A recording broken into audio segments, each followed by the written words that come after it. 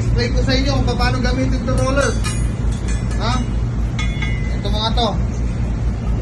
Ayan o. Nabanggit na rin ito ni paring RJ Balasak, welder. Ha? Ito yung tinatawag na nasa pasarapan ng buhay, wala na sa pagalingan. Ha? Ito, pag iniikot mo to, mas mapapadali yung paghihinang mo kaysa yung ikaw ang iikot. Ha? Kaya may papakitry ko sa inyo kung paano gawin to. Kung paano gamitin, kung paano maghinang na nakaganto at gumagalaw. Watch.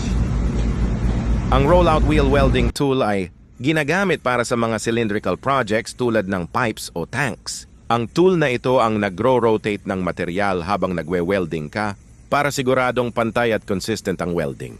Una, ilagay ang material sa rollout wheel.